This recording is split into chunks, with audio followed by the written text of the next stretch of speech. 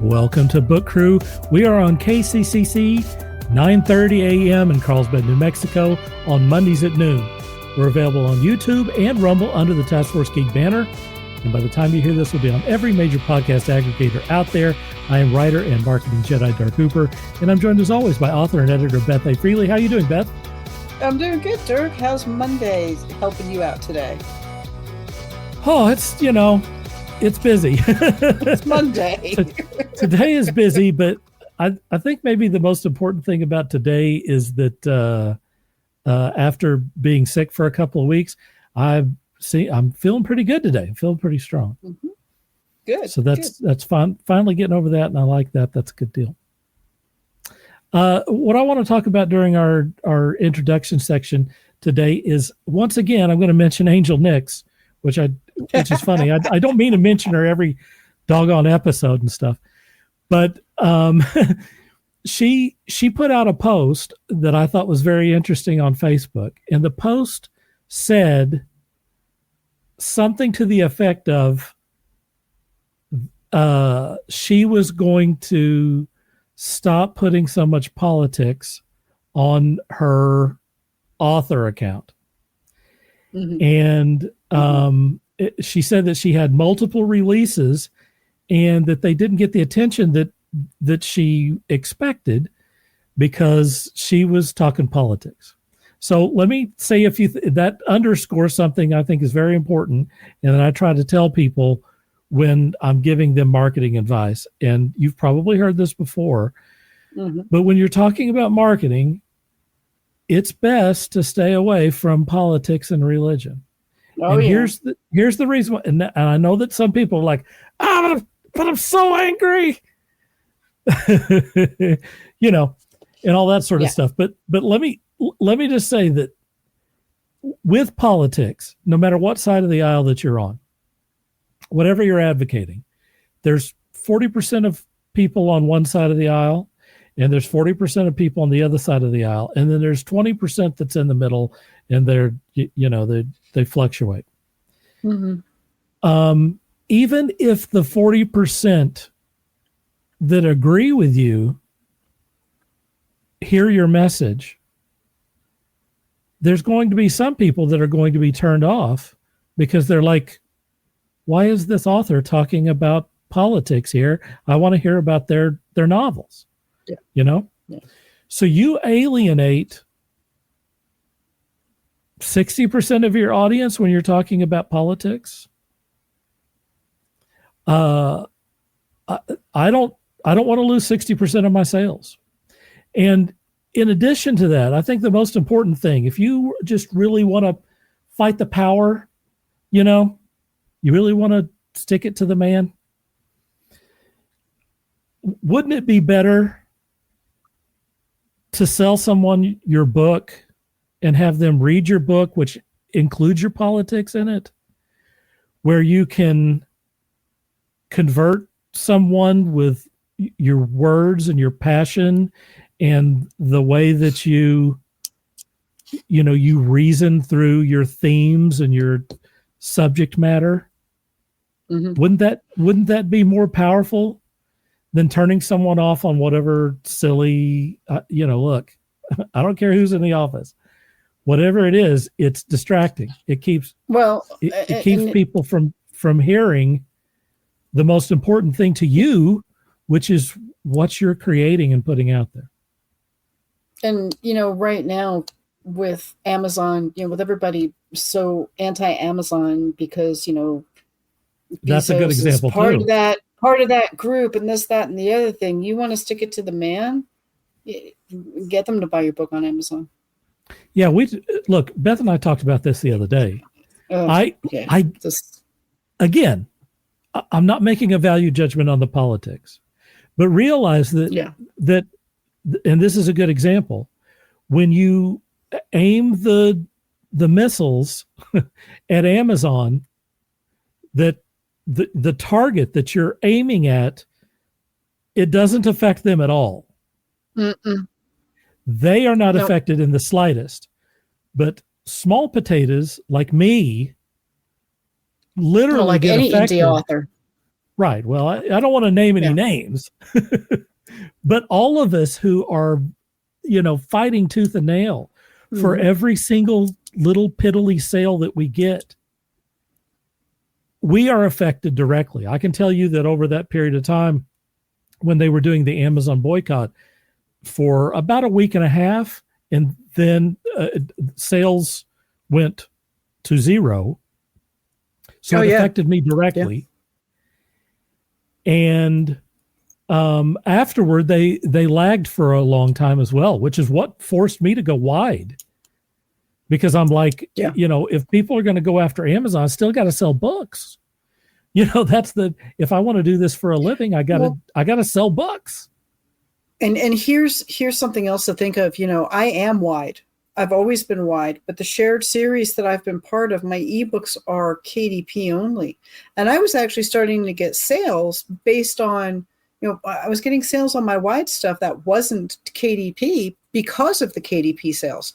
So when people started going, oh, boycott Amazon, I saw, some of my numbers tank too. Yeah. Because politics and religion need to stay out of it. And as feral as both sides are on social media right now, man, stay out of it. If you are an author, stay. I don't understand why Stephen King gets so much into it.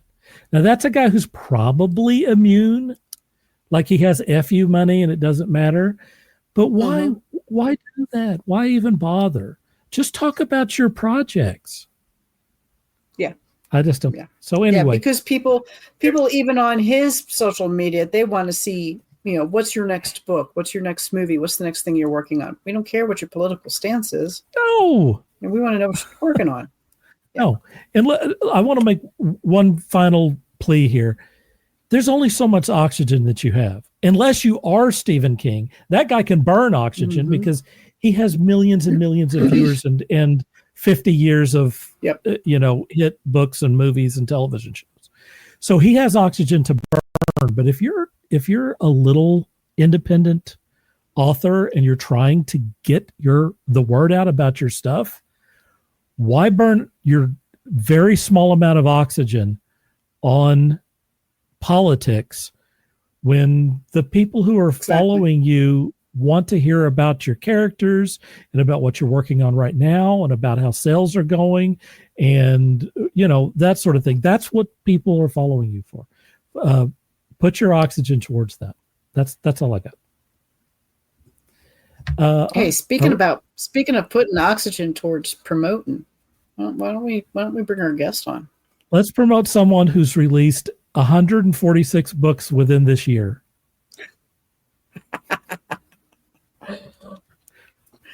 Is that the actual number she's put out this year? I'm pretty sure. I started counting them. I think it's about 146. I don't know. I think I've edited half of them for her.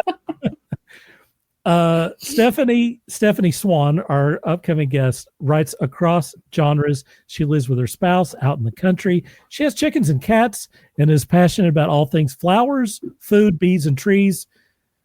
Stephanie Swann, welcome to Book Crew. Hi. So is it 146? Is that number right? No. I've only written 24. Okay. But I have special editions and I have discrete covers and stuff with some of those because some people, they don't want the man chest, so I had to evolve. But actually, a lot of those are unpublished now, so I only have my current series available. Well, before we get into that, tell us how you began writing, and you can go back to the stuff that's been unpublished if you want to. You don't have to name names, but just tell us kind of how you got started. I actually started on one of those little web novel apps. I mean, I've been writing for years. I started with poetry, as many of us do, the angsty teenage stuff.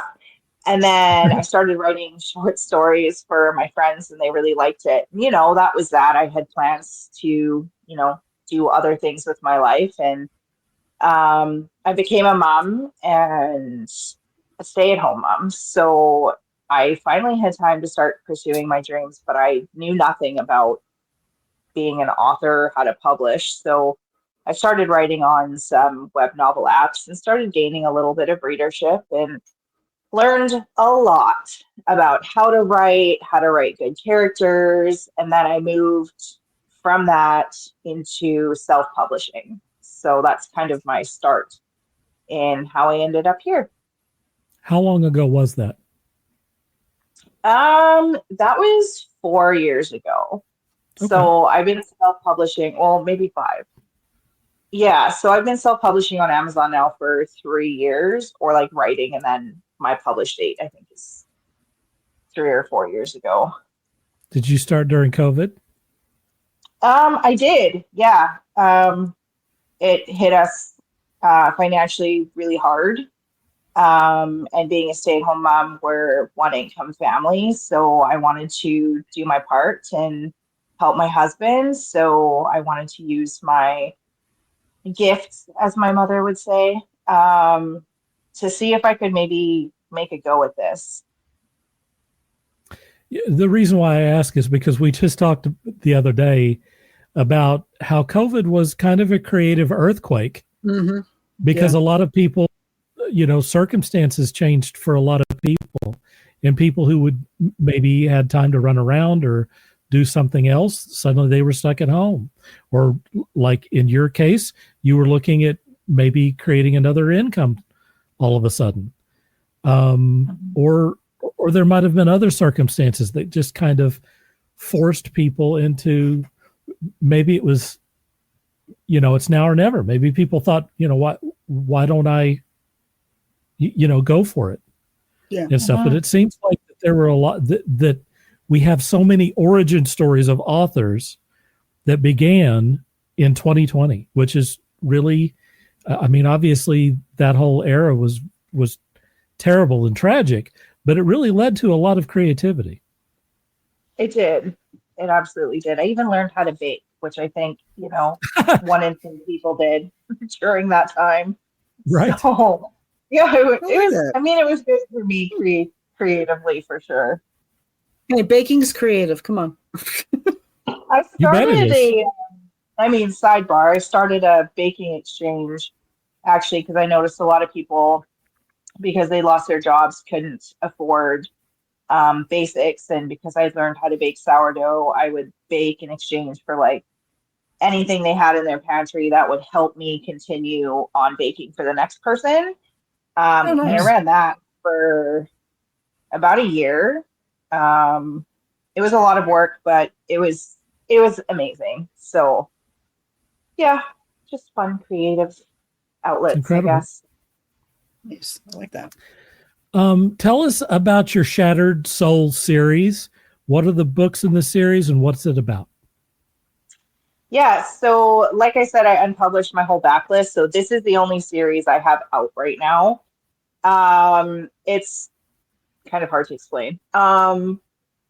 It's something that I wanted to write for a really, really long time and never really had the courage because it is very dark. It's a dark cult romance, but it's very heavy on psychological torment, and it has twists and turns and things that it gets really dark, but not dark for the sake of hitting quotas. It's telling a story about a cult that takes children and runs experiments on them. And so it's the story of Cam and Lakey, who have now grown up, and they don't even remember this happening to them. So it's their story of when they find out what happened and them hunting them all down. I don't want to go too much into it, but yeah, they basically find out all of these things that happened in their past and try to take revenge. Chaos. It is. Chaos ensues. It is. Yeah. So when did you release the first book in this series? The first book, called Wicked Little Nightmare, came out on January 24th. It's my husband's birthday. So 2025. Yes, 2025. So I tell him it's my love story to you, and he always gives me a funny look, and I'm like, hey. Yeah. So from the time that we are recording, that was 4 months ago. What have you released since then? So essentially there's 5 books in the series. There's the main 3, so Wicked Little Nightmare, Twisted Little Dream, and Tainted Little Sin. That's book 1, 2, and 3. And then there's novella 1.5, which is Broken Little Shadow, and then novella 2.5, which is Brutal Little Secret. And the way that I've written it is those 2 novellas are in the past, but I highly suggest reading it the way it's meant to. So it'll be book 1, novella 1.5, book 2, novella 2.5, and then book 3, because although the stories can be read separately, the novellas give more insight into what's coming in the next book, and it helps develop a more deep and immersive experience as you're going through the story. So right now you've released the first book and then the novella that follows it? Yeah, so as of today's date, all of them are out except for Tainted Little Sin, which is book 3 and also the epic finale, which is releasing on May 23rd, 2025. So you have released 4 books. Yes. In 4 months. Yes. Yep. I may have cried a lot. How did you do that? Yeah, so like I said, I'm a stay-at-home mom. I don't do anything else. I write. So and by the way, let me also say something else. I looked at the page count on these books, and these are not, 50-page books. These are full-size books and full-size novellas. Mm-hmm. Yes. Well, the novellas, I think, are 190 pages. And then, so bear in mind, I've primarily been a novella writer. So most of that's almost a full-size book, 190. I mean, yeah, yeah. I don't know. I feel like I've been spoiled with all these dark romance books that are like super thick. So now, like, my expectation for my own writing is like, yeah, write these giant books. But yeah, I'm a full-time writer, so I'm fortunate enough that I can stay home and I can do that. And I write pretty quickly. And the way that I structure my teams is I skip the alpha stage because I'm going to write what I want to write. That's just kind of how it goes. Yep. But my betas read as I'm writing and provide me feedback and direction. And then I have a second line of betas come in when I'm near like the last 5-ish chapters. So we're catching all those mistakes as we're going, and I'm getting really good feedback for plot. So specifically with book 3, this was a really, really hard write for me. There's a lot that happens. There's a lot of really like deep and painful topics that are covered. I had writer's block for a while, and my betas were gold. They helped me. We did tons of voice messages back and forth, like this could happen or this could happen, and we played out all the scenarios. So I go into the books pretty much knowing what I want to do and how I want to handle it. There's no real surprises. I mean, let's face it, sometimes our characters give us a surprise and we have to roll with it. But my entire system is pretty tight. And this was just trial and error, basically how I usually stumbled upon working for me. Usually by the time Stephanie gets the book to me to edit, there's not much to do. Really? It's tight. It's solid. Yeah. Yeah. She's one of the most solid authors that I've worked with. Yeah. I have a few questions based on what you said. Would you say that you're writing these? Did you bank these earlier? Like, did you write these back in September or October of last year? Or was it these all written like this year? No. So with book one, I actually slow started it last September. Okay. I was kind of writing all over the place, like whatever I wanted to write, I would write. And while I love that because it gives me a lot of creative freedom to jump around, it doesn't help me with branding myself in a particular genre and then subgenre. So I was still flittering around last year and working on this book. And so I had most of that book done before I even decided to release it because I still didn't know what I wanted to do until the beginning of this year, where I was like, nope, I really like this. I'm going to just take the leap and I'm just going to, do it. So I had leeway with the other books. Book three, like I said, was a struggle. I almost just pushed the pre-order out because it was hard. Like I have to skip ARC readers this go around because I'm just not done in time.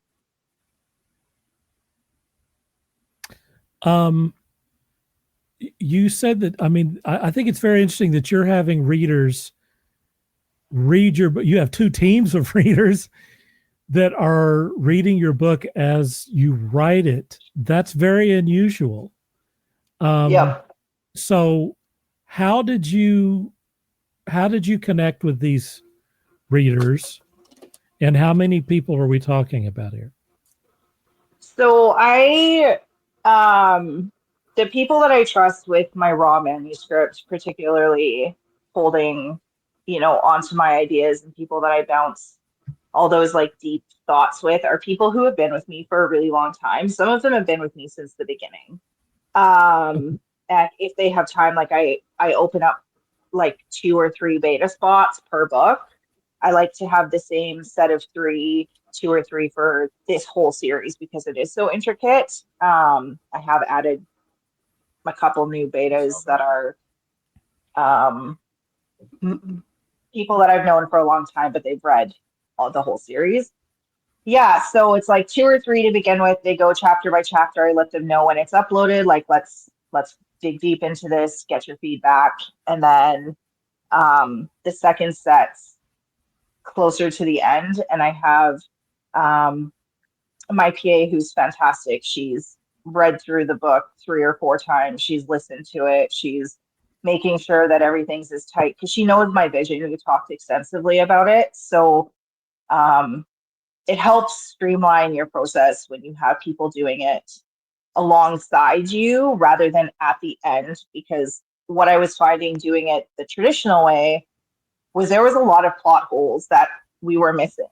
It's just a lot to take in, especially if you're a quick writer like Beth and myself. You want to move on to the next project. Right. So it helps me anyway. Can you tell us what a typical writing day looks like for you? Yeah. My kids get up very, very early. So I make myself some coffee, get them situated. And I write for 4 or 5 hours. And, in between, I'm getting snacks and I'm getting whatever it is they need. And then I take a break during the day. So that takes me, I don't know, from 6 to about 10:30 or 11. And then I take a break and we go out and we do stuff and we have fun as a family.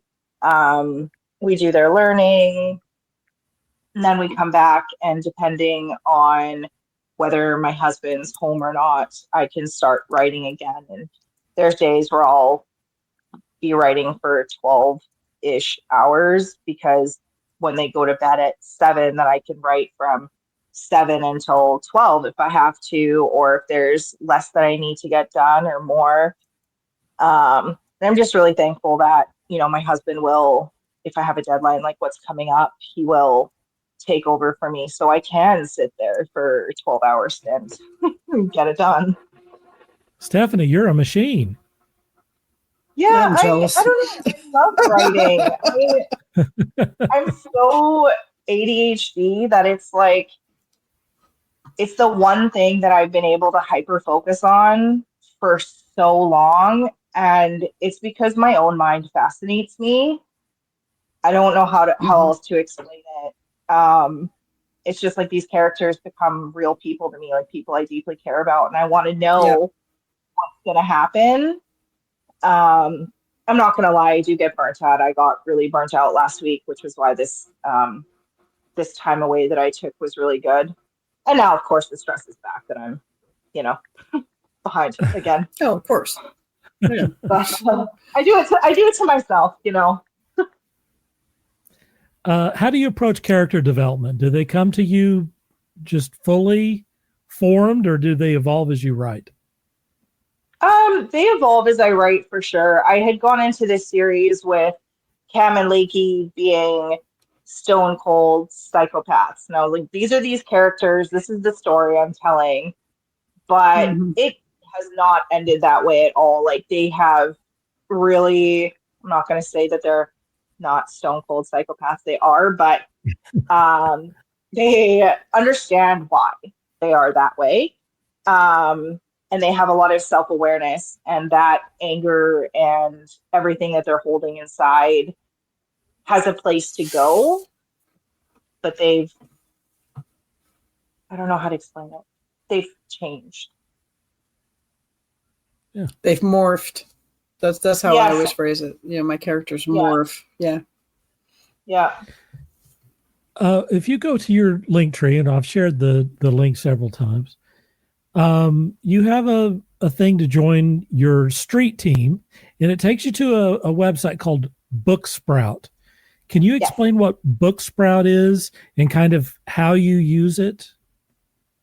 Okay, so so Booksprout I use for my ARC team. I'm in the process of developing a bigger ARC. I may have mislabeled that, but my ARC team, essentially you join the Booksprout link and you become a member of the team for Shattered Souls, and you can access all the books to read and review at your leisure.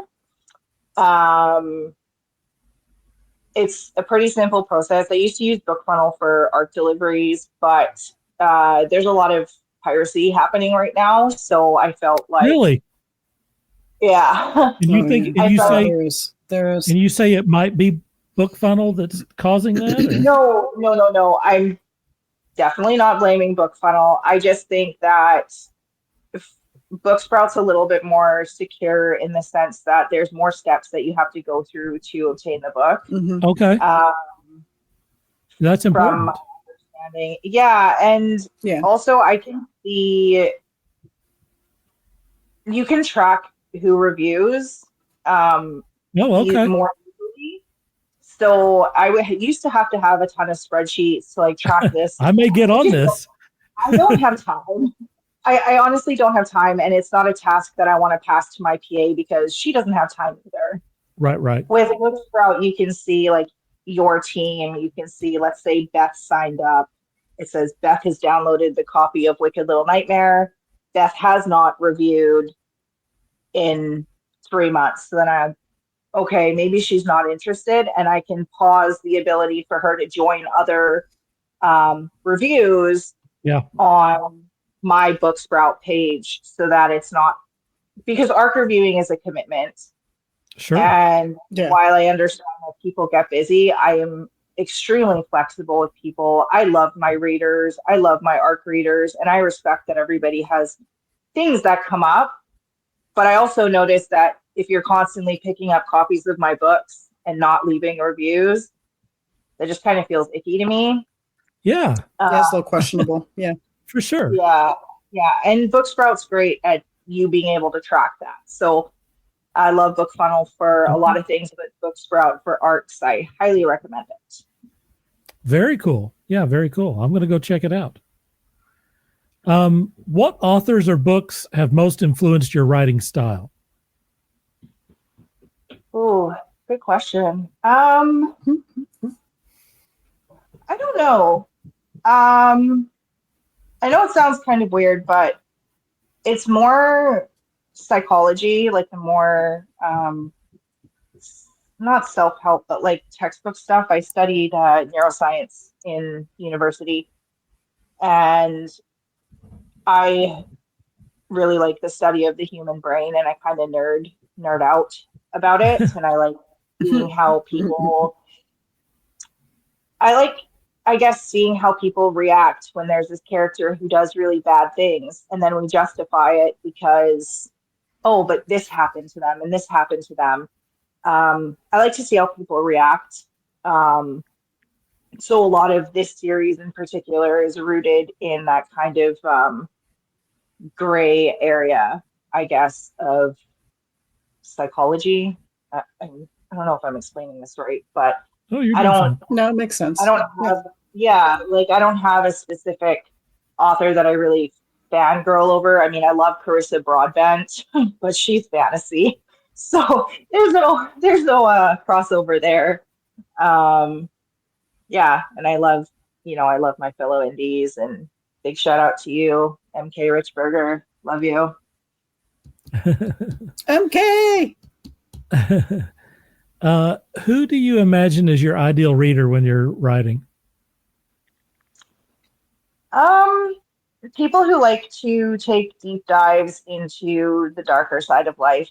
It has a lot of romance. It has a lot of, those spicy scenes we all love, but it has a lot of really real raw moments too. And I don't suggest just picking this up as like a, Sunday afternoon, I'm gonna drink some tea and psychologically scar myself kind of read. But I mean, hey, if you're into that, like, yes, please pick it up.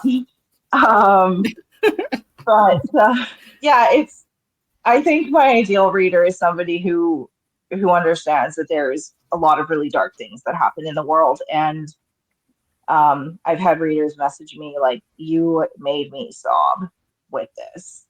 And then you healed me, and I don't know how I feel right now. And I'm like, I get it. That's how I felt writing it. Like, That's we cover awesome. a lot of hard things, but I promise you'll feel better at the end, maybe. That's got to feel great. It's got to feel great to hear that from people, though. It does. It means that I want people to feel things when they read my books, which was a really big motivator for me unpublishing my backlist, because I feel like that's not I love those books. I love what they've done for me and creating space for who I am now as an author. But I do really like the deep emotional, I guess you can call them tragedy romances, where you're going to walk away and you're going to think about it for a long time. That's kind of my goal with this. I think that anyone who writes, I can't imagine a writer not wanting to affect people one way or the other.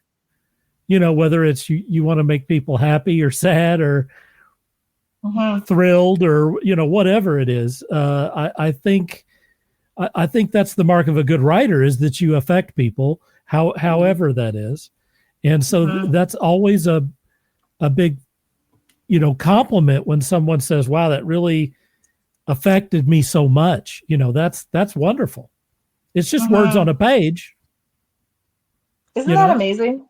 Yeah. Just words on a page. And it's so powerful. And I think why this series is so important to me is because I shied away from things like this for the first 4 years of my journey writing. Sure. I didn't know that there were people who would actually enjoy feeling like this and reading these types of things. And, of course there's fear of judgment, like, oh, like, why is she writing this kind of stuff? Like, what kind of person is she? But I don't know, like, eventually you just don't care. Like, it's a story that needs to be told. It covers like real things that happen to people around the world, and I just turned it into a story. Yeah. Yep. I just saw a video today that was talking about how if you make something more personal to you, how it resonates with people so much better. And they were talking about Neil Blomkamp, who he was the director of the movie District 9. District 9 was based on his experience of growing up in apartheid. South, yeah. I was born there. South Africa.